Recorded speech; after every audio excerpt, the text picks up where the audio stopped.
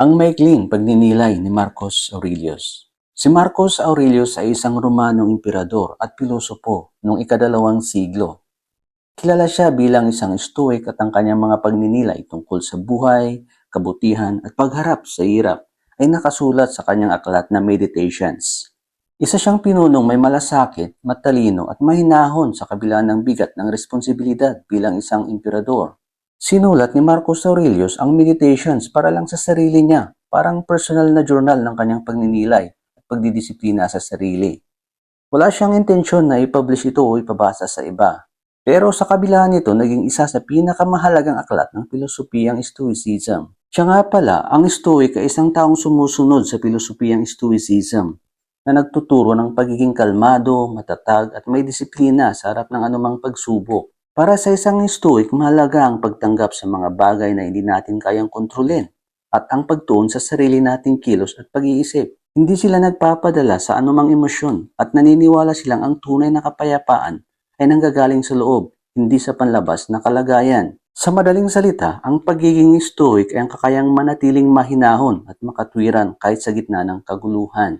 Ang mga pagninilay na ito ay halo ng malalim na pag-iisip tungkol sa mundo at mga paraan ng pagharap sa buhay para maging mas mapayapa at kontento. Parang journal ito ng isang lalaking pasan ang bigat ng buong mundo, na pilit na gustong maging mabuting tao. Kaya sinusulatan niya ang kanyang sarili ng mga paalala kung paano maging mabuting tao. At ito ang mga sumusunod. Una, huwag magpaapekto sa kabastusan o sa masamang ugali ng ibang tao. Kapag may taong bastos o mapanghusga sa iyo, isipin mo agad. Kung tama siya, edi wala kang dahilan para magreklamo. Pero kung mali siya, baka naligaw lang ng landas o may pinagdaraanan. Paalalahanan mo sarili mo kung ilang bisis ka na ring nagkamali sa buhay at sa halip na magalit, subukang maawa o umunawa. Pwede mo siyang itama, oo, pero gawin mo yun ng mahinahon, may malasakit at hindi dahil gusto mong magpasikat o maghiganti. Kung hindi pa rin gumana, itanong mo sa sarili mo, ano bang meron tayo para harapin ang ganitong ugali? Halimbawa, may kabutihan tayo bilang panlaban sa kasamaan. Gamitin mo iyon. Mapapansin mo, sobrang bihira sa mga taong tuloy-tuloy na bastos kung patuloy mong ipinapakita sa kanila ang kabaitan. Tandaan mo, kahit anong sabihin o gawin ng iba, trabaho mo ay manatiling mabuti. At kung naloko ka man o nagtiwala sa maling tao, huwag mong isisi sa iba. Aminin mo sa sarili mo na nagkamali ka ng tiwala. Totoo naman, may mga masasamang tao talaga sa mundo. At kung inaasahan mong wala kang makakasalubong na ganun, ay medyo ilusyonado ka lang. Sabihin mo na lang, ayun, nakaengkwentro ako ng isa. Ganyan talaga minsan. Pero, pinaka-importante, kahit anong gawin ng ibang tao, ang epekto lang nun sa'yo ay kung papayagan mong sirain nun ang sarili mong pagkatao. Kung gaganti ka ng masama, doon ka na lang talo. Tandaan, ang pinakamarangal na paraan ng pagganti ay ang hindi maging katulad ng kaaway mo o sumakit sa'yo. Pangalawa, depende sa pagkakaintindi mo ang lahat. Lahat ay interpretasyon. Ipaalala mo sa sarili mo na kung paano ka naapektuhan ng mga bagay ay depende sa kung paano mo ito iniintindi, hindi dahil sa mga bagay mismo.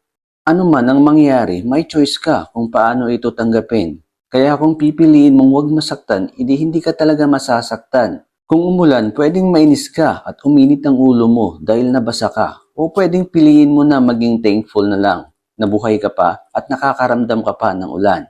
Palayasin mo o buray ng mga bagay na nakakaabala at na manatiling payapa. Kaya importante na matutunan mong kontrolin ng isip mo para makita mo ang mga bagay sa mas positibong paraan. Sa uli, ikaw ang resulta ng mga bagay na lagi mong iniisip. Kaya bantayan mo kung ano ang mga iniisip mo at pinapasok sa isipan mo. Tandaan, ang isip mo ay huhubog sa kung ano ang madalas mong iniisip. Dahil ang kaluluwa ng tao ay naiimpluwensyahan ng mga ganong impression. Pangatlo, dapat mas umiral ang utak kaysa sa katawan. May katawan ka, may utak ka. Yung utak mo, yan ang panalo mo kumpara sa mga hayop. Gamitin mo yan. Huwag sayangin, bigay ng kalikasan na dapat ginagamit ng maayos. Alam mo naman deep inside kung anong dapat mong gawin. Pero hindi mo ito ginagawa kasi di mo kontrol ang utak mo. Laging may dahilan ang katawan mo para huwag ituloy ito. Antok, pagod, gutom o konting sakit. Boom! Give up ka na. Huwag mong hayaang ang sakit, antok o kawalang gana ang magdidikta kung paano ka kikilos. Kapag nadidistract ka ng mga ganito, sabihin sa sarili, hindi ako magpapatalo sa katawan ko. Kapag palagi mong sinusunod yung nararamdaman mo, parang alipin ka nito. Ikaw na dapat ang boss, pero ginagawa mong amo yung laway mo. Layaw pala. At ayun, laging bad trip ang ending. Walang katapusang hirap to kasi hindi mo hinahayaang gawin ng utak mo ang trabaho nito. Tama na, kontrolin mo ang utak mo kasi doon lang nagsisimula ang tunay na pagbabago. Kapag utak na ang nasusunod at hindi puro emosyon, doon ka lang magsisimulang tumino, maging totoo at sumaya sa buhay. Pang-apat, mag-ingat ka, huwag basta-basta umiindak sa hangin. Alam mo yung parang zombie mood, yung gising ka nga pero utak mo nasa moon? Tigilan na yan. Walang random moves. Lahat dapat may pinanguhugutan. Huwag ka basta naglalakad na parang may hinahabol kang multo. Dapat may direksyon. Dapat may saysay. Bago ka gumawa ng kung ano, tanungin ang sarili. Anong ginagawa ng utak ko ngayon? Nagtatrabaho ba? Nagpapanggap ba? Naglalakwatsa ba? Promise, kapag ikaw ang may kontrol sa galaw at isip mo, mas tahimik ang buhay mo. Panglima, huwag kang mag-imot. Huwag magpakalayo sa mundo. Tao tayo para sa isa't isa, hindi para mag-unfollow sa totoong buhay. Ipinanganak tayo para mag-cooperate, hindi para magkontrahan. Kaya kung bad trip ka sa mundo, hinga lang. Huwag mong hayaang lamunin ka ng tampo, galit o yung pakiramdam na wala namang point ang lahat ng to. Kung iisipin mong tayong lahat, ikonektado at meant to work together, ang pagtulong sa kapwa ay magiging masaya at hindi lang dahil ito ay tama. Alamin mong lahat ng tao ay nagkakamali, tama. Kahit yung taong tsismusa, kahit mali siya, tao pa rin siya. Parang ikaw, ang dami mo rin kayang pagkakamali. At isa pa, lahat tayo ang ending kamatayan. At kung di ka nila nasiraan, like hindi ka naman binawasan ng kakayaang maging mabuting tao, then chill ka lang. Kaya mong patawarin yan kasi tao rin lang sila. Minsan clueless, minsan wala sa mood. Isa pa, imbes na mainis ka, subukang i-highlight yung mga good vibes nila. May kakilala kang super sipag. Isa pang tahimik pero may paninindigan. Yung isa dyan naman may dalang pagkain chika. Tandaan mo, yan lahat tayo may ambag. Kung kailangan mong i-hype ang sarili mo, isipin mo yung galing ng mga nasa paligid mo, yung energy ng isa, yung humility ng isa pa, at yung sense of humor ng isa pang tropa. Mental shout out para di ka mawalan ng gana. Pang-anim, mas mahalaga ang opinyon mo kaysa sa sabi-sabi ng iba. Alam mo yung nakakabaliw? Lahat tayo mahal natin ang sarili natin. Aminin. Pero kung makapa-apekto naman ang opinyon ng iba, daig pa natin ang teleseryeng drama. Bakit ganon? Mahal mo sarili mo, pero mas pinapahalagaan mo yung judgment ng random stranger sa kalsada kaysa sa boses mo mismo. Hindi to paandar para yumabang ha? Hindi to license to be walking ego. Ang point lang, kung alam mo naman na tama ang ginagawa mo at may dahilan ka kung bakit mo ito ginagawa, bakit kailangan pa ang validation ng mga tsismusa sa paligid? Di mo naman sila sinasahuran bilang life coaches eh. Mas malala pa, minsan gusto pa natin ng approval ng mga taong hindi naman natin nire-respeto. Parang, uy, tingnan mo, nilike ni Kuya Toxic yung post ko. I'm finally valid. Talaga ba? Praise from the people na hindi mo naman talaga papakisamaan in real life? Big no. Sabi nga ni Marcos Aurelius, kung napapraning ka na sa gusto mong magmukhang impressive, tanungin mo sarili mo. Ano ngayon kung sikat ka sa mundong sabog? Real talk yan. Anong silbi ng likes kung wala ka namang peace of mind? So ayun, ang ending, huwag na tayong magpanggap. Hindi mo kailangang magkunwari na masaya kung hindi naman talaga. Oo, magkunwaring cool, pero hindi rin pala. Be real, be honest. Di mo kailangang magcharot king or queen sa audience, hindi ka politician. In short, gawin mo lang ang dapat. Huwag kang masyadong magpa-pressure sa mga taong hindi mo naman papasa ng report card. Pangpito, okay lang magkamali basta marunong makinig. Hindi ka talo kapag nagbago isip mo. Minsan mali tayo at di ibig sabihin nun talunan ka na. Ang talo, yung ayaw makinig. Kahit sabog na ang logic. Sabi nga ni Marcos Aurelius, to accept correction is a free act. Ibig sabihin, hindi ka pinipilit, pinepersa, or pinepressure. Pinili mo lang talagang gumaling, hindi lang magmarunong. Pero, huwag mo ring baguhin ang paniniwala mo para lang makisama o dahil gusto mong malike ng barkada. Hindi ito Survivor. Hindi mo kailangang mag-tribal alliance. Real talk lang ha. Ang marunong tumanggap ng pagkakamali, may tunay na lakas, hindi pa cool, pabibo. Siya ang may maraming matututunan. Pangwalo, kalayaan para sa lahat, hindi para sa iyo lamang. Di lang ikaw ang may opinyon, lahat tayo. At minsan, maririnig mo yung ayaw mong marinig. Hindi mo kontrolado ang bibig ng iba, pero kontrolado mo ang reaksyon mo. Minsan, go na go ka sa freedom of speech kapag ikaw nagsalita. Pero pagkaiba ang nagsalita, biglang sensitive. Hindi pwedeng selective ang kalayaan. Makinig kahit minsan nakakainis. Subukang ilagay ang sarili sa kausap, kahit crocs pa yan. At kung nasa posisyon ka ng power, tandaan, hindi ka Diyos, hindi ka immune sa ego. Maging leader ka na marunong makinig. Hindi yung may title nga, pero wala namang integridad. Don't let yourself turn into something linta. Stay grounded, stay human. At kung sakaling umangat ka, bitbitin mo ang respeto, hindi yabang. Pangsyam, magka-self-respect ka naman. Bago mo gawin yung trip mong questionable, tanungin mo muna, respeto ba to sa sarili ko? Pagsisisihan ko ba to habang nakatulala mamayang gabi? Kung may mga gusto kang i-post, i-chika o iparinig pero hindi mo naman talaga pinaniniwalaan, wag na, sayang internet. At tandaan, walang kwenta ang kahit anong gain kung kapalit ay, una, binasura mo ang iyong pangako. Pangalawa, binasura mo ang self-respect mo. Pangatlo, nag-ipon ka ng sama ng loob. Ang tunay na astig, marunong magtimpi. Yung tahimik pero killer ang kindness. Pang-sampu, iwasan ang reklamo kahit sa sarili mo. Kung kaya mong gawin, edi go. Kung hindi mo kaya, humingi ka ng tulong. Hindi nakakahiya. Pero kahit ganon, huwag kang magreklamo. Hindi sa kapitbahay, hindi sa group chat, hindi rin sa sarili mo at sa mundo. Do your job, no drama. No whine, just grind. May choice ka lagi, magreklamo o gumalaw. Piliin mo yung may dignidad. Kahit tahimik lang, panalo ka na. Pang-11, ang hadlang ay siyang daan.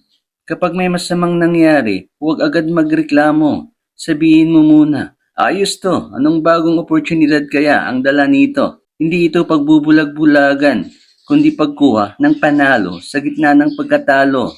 Ang totoo niyan, kung gusto mo talagang masiraan ng sasakyan, edi sana sinadya mo na. Pero ngayong nangyari na, bakit hindi itanong?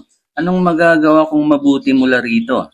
Tulad ng sinabi ni Marcus Aurelius, the mind adapts and converts to its own purposes.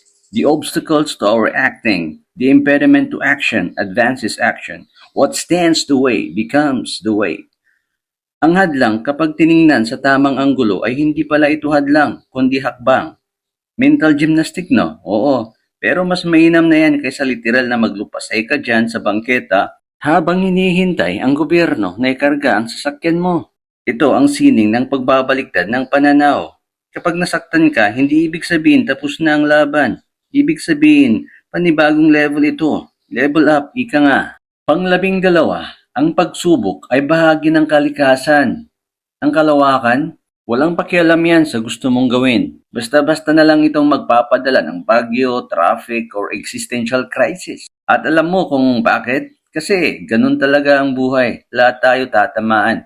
Sabi nga ni Marcus Aurelius, huwag mong ipanalangin na hindi ka tatamaan ng bagyo. Ipanalangin mong matuto kang maglayag sa gitna ng unos. Why not rather pray for the gift to fear none of these things, to desire none of them, to sorrow for none of them? Ito ang pagkakaiba ng tao sa hayop. Ang tao, kaya niyang palakasin ang loob niya kahit binabagyo ng problema. At kapag andyan na ang problema, be like the headland against which the waves continually break. It stands firm and it tames the fury of the water around it. Ibig sabihin, maging parang batong hindi tinatangay kundi siyang tinatamaan ng alon, matatag, kalmado, hindi nagpapadala sa galit ng panahon. Kasi sa huli, hindi natin kontrolado ang lahat ng mangyayari, pero kontrolado natin kung paano tayo tutugon. Kaya sa susunod na madapa ka sa buhay, imbis na sabihin, bakit ako? Subukan mong sabihin, aba, interesting ito. Ano kayang itinuturo nito? O ayos lang, ganito talaga ang bida. laging sinusubok. Pang-13, sa gitna ng pagsubok, doon tayo tumitibay. Nakakalungkot na nangyari ito. Hindi. Swerte ngang nangyari ito at hindi ako nadurog. Hindi mo kailangan ng gym membership para tumibay. Ang buhay mismo ang pinakamatinding weightlifting program. Ang mga pagsubok, kalungkutan at kabiguan ang nagsisilbing barbel ng ating buhay. Oo, masakit. Oo, minsan gusto mong mag-resign sa pagiging tao. Pero tandaan, hindi ang problema ang sumisira sa iyo, kundi kung paano ka tumugon dito. Hindi ito kamalasan, kundi swerteng matanggap ng buong tapang. Ika nga, kung mabibigat ang problema mo, ibig sabihin may chance kang lumakas, sulitin ito. Pang-14, wala nang bago sa mundong ito. Ano mang nangyari, isipin mo ang mga nauna sa'yo na nakaranas din nito. Nasaan na sila? Wala na. Gusto mo bang mapabilang sa kanila? Ang mundo ay umiikot pero ang drama ng tao ay rikli lang. Niloko ka, pinagpalit ka, hindi ka na-promote. Welcome sa club life. Ang pagkakaiba lang, paano mo ito dadalhin? Imbis na magwala o maglabas ng feelings sa social media, subukan mong mag-pause, hindi puro post. Huminga at itanong, may kabuluhan ba ito sa tunay na layunin ko? Kung ang sagot ay hindi, abay scroll mo na lang pababa sa buhay mo. Ang trabaho natin ay mga bagay na mahalaga. Kaya sa susunod na may dumating na gulo, huwag agad patulan. I-treat mo itong parang spam email, delete agad. At mag-focus sa mga bagay na may saysay, kabutihan, katapatan at pagiging kalmado kahit gusto mo nang magalit sa buong mundo. Pang-15, maging praktikal. Harapin ang nasa harapan mo. Kung hinahanap mo ang kapayapaan, bawasan mo ang ginagawa mo. Pero gawin mo ng maayos. Gawin mo ang bawat bagay na para bang ito na ang huli mong gagawin sa buhay. Limitahan ang sarili sa hinaharap. Hindi mo kailangan maging superhero. Kailangan mo lang ay huwag sabayan iligtas ang mundo habang nagluluto ng adobo at nagre-reply sa ex mo. Isa-isa lang, harapin kung ano ang nasa harapan mo ngayon. Hindi bukas, hindi mamaya, ngayon na. At kapag nakapagdesisyon ka na, huwag nang magpaikot-ikot pa. Walang kwenta ang sobrang analysis kung walang action. Focus, tapusin mo, tuloy-tuloy lang. At kung nalulula ka sa bigat ng isang gawain, tanongin ang sarili, bakit hindi ko to kayang tiisin? Malamang mapapakamot ka ng ulo sa hiya, kaya mo naman pala. Ito ang totoo. Hindi mo kontrolado ang laki ng noo o haba ng baba mo.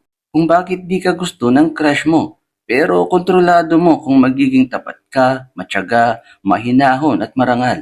Hindi mo kailangang maging perpekto, pero pwede kang maging disiplinado. I-train ang isip mo gaya ng abs mo, unti-unti, paulit-ulit, walang reklamo. Sa simula, mahirap, pero sa uli, automatic na. Ang mastery ay bunga ng paulit-ulit na pagharap sa simpleng bagay, araw-araw. Kaya bitawan na ang overthinking. Tigilan na ang drama, forecast sa utak mo. Tumingin ka sa harap. May gawaing naghihintay. Gawin mo ito na parang ito na ang huli mong sandali dahil posibleng ang ito nga. Pang-16, mag-focus sa paggawa ng tama. Maganda, siguradong may kukontra. Kung hindi tama, huwag mong gawin. Kung hindi totoo, huwag mong sabihin. Walang kasinungalingan, kalukuhan, at hindi mo kailangang ipagsigawan sa mundo ang kabutihan mo. Kung gagawa ka ng kabutihan, huwag kang umasa ng tropeyo o libreng kape. Ang gawa mo, ang premyo. Ang trabaho mo ay kumilos ng may kabutihan kahit hindi ka pa papalakpakan ng audience. Huwag kang may stress sa toxic na ugali ng iba. Mag-focus lang sa mission. Parang bida sa pelikula. Kahit binabato ng kontrabida, tuloy pa rin ang gera. Huwag ka ring umasa ng perpekto. Okay na pag may progreso. Ang mahalaga, sinubukan mong gawin ng tama na kahit anong mangyari ay at least nag-try ka. At kung ikaw ang nasa kapangyarihan, kaakibat nito ang bash ng mga tao. Kahit pa maganda ang layunin mo o ginawa mo. Gawin mo lang ang tama, kahit walang nakakakita at kahit may epal pa, tuloy lang. Ang kabutihan di yan papansin, pero malupit kung dumiskarte. Pang-17, gampanan ang tungkulin at huwag matakot maging matapang. Tumindig ng tuwid sa buhay. Huwag kang sumandal sa iba. Gawin ang dapat mong gawin at huwag pangunahan ng takot. Pagtuunan ng pansin kung tama o mali ang ginagawa mo, kaysa kung gaano ito kapanganib. Ang mahalaga, ginagawa mo ang tungkulin mo. hindi kung matitigok ka o hindi. Pang-18, maikli ang buhay, lahat tayo tatamaan ng kamatayan kaya gumalaw ka na.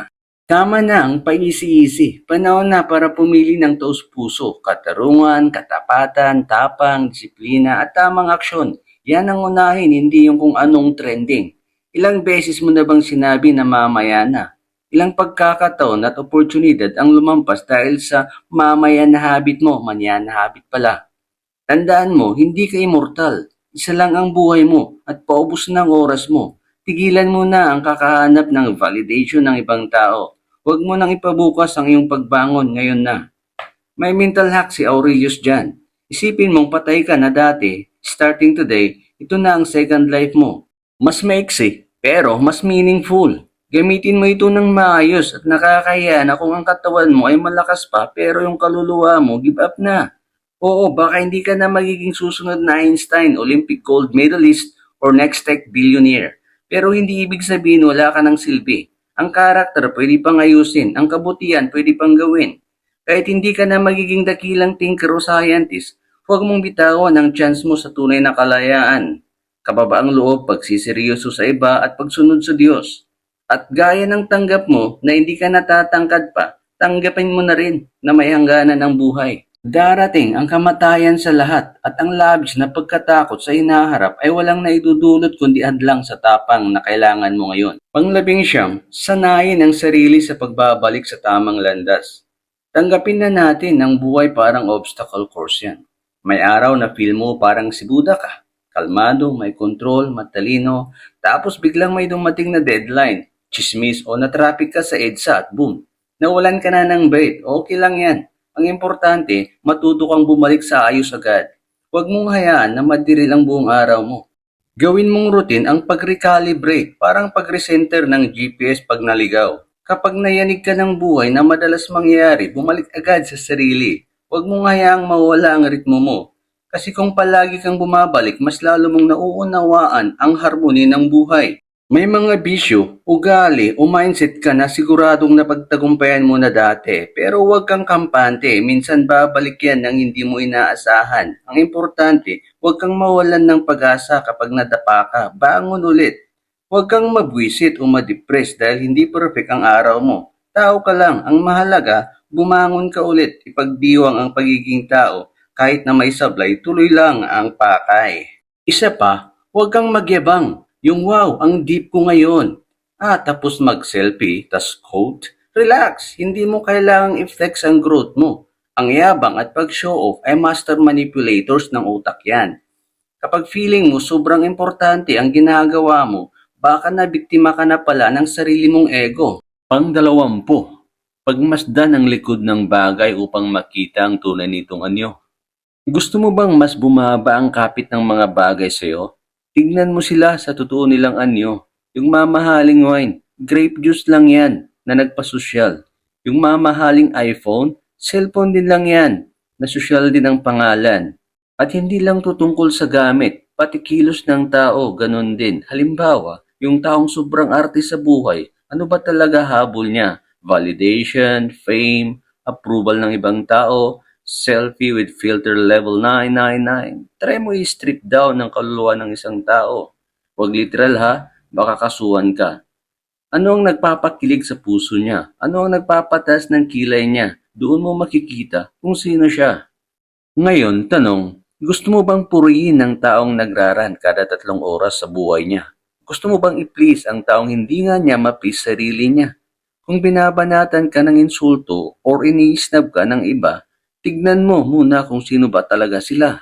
Baka wala ka naman talagang kailangang patunayan sa kanila. Pero teka, huwag din bastos. Tao pa rin sila. Respeto pa rin kahit papano. Ika nga, be brutally honest but gently delivered. Ang bottom line, huwag magpa-hype sa packaging. Ang mahalaga, laman. At sa dami ng fake news at friends, ang tunay na lakas ay yung marunong tumawa at kahit malakas pa, pero totoo.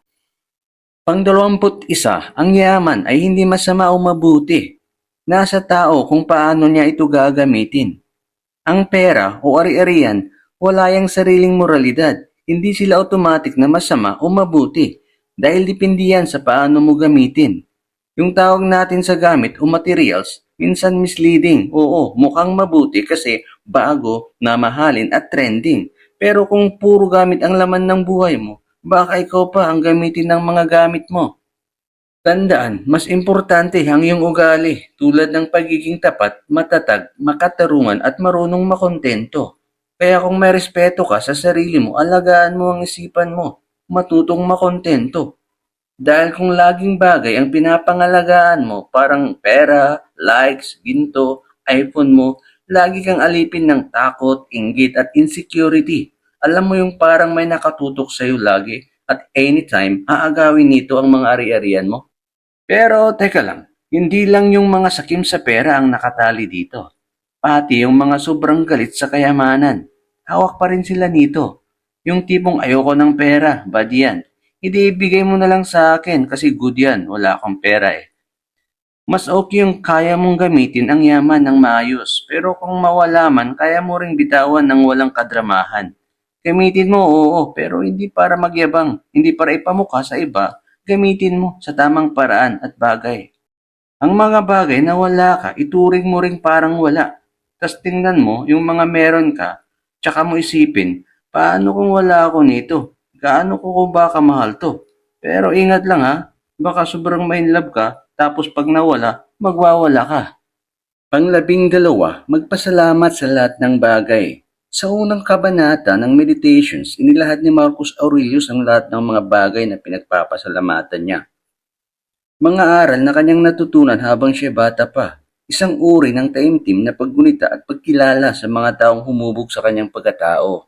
Kaya ganon din sa'yo, magpasalamat ka sa mga taong gumabay o humubog sa'yo, lalong-lalo na ang mga magulang mo. Ika nga nila, ang taong hindi lumingon sa pinanggalingan ay hindi makakarating sa paruruunan. At panghuli, ang pinaka-importante, itigil na ang walang katapusang usapan tungkol sa kung ano ang mabuting tao. Maging isang halimbawa na lang.